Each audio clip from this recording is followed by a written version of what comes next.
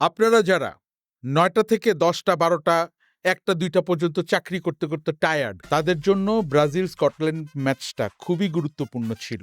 এই ম্যাচে কি হয়েছে? নেইমার, যিনি একজন কনসালটেন্ট ফুটবল প্লেয়ার, তিনি দলে আসলে খেলাধুলা করেন না, খেলাধুলার ভান করেন। তার কোনো স্কিল নেই, তার আছে কি অভিজ্ঞতা এবং বিভিন্ন এজেন্সির সাথে যোগাযোগ।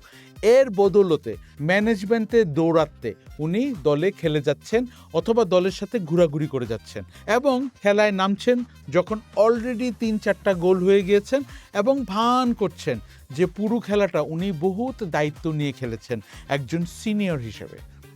এই জন্য কি হচ্ছে, ভিনি জুনিয়র মানে এই যে মিড লেভেল বা লোয়ার লেভেল যারা অনেক খাটাখাটনি করে গোল করছে, ব্রাজিলের জন্য ফল আনছে, তাদের উপরে কোনো লাইমলাইট নাই।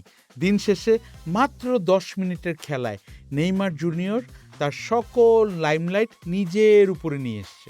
এই ম্যাচ থেকে আরও কি দেখলাম, স্কটল্যান্ড যারা ডিফেন্সের জন্য বিখ্যাত এবং সেই ডিফেন্সেই তারা সবচেয়ে বড় বড় ভুল করে ভিনি জুনিয়রকে 2টা গোল গিফট করে দিয়েছে। স্কটল্যান্ড কিন্তু হিস্টোরিক্যালি তাদের ব্যাড ডিসিশনের জন্য বিখ্যাত।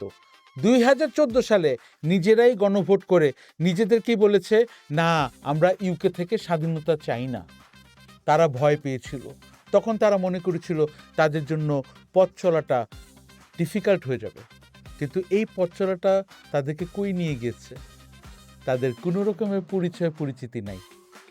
সো মনে রাখবেন, সময় মতো ডিসিশন নিয়ে বের হয়ে আসতে শিখুন এবং কনসালটেন্ট হতে শিখুন।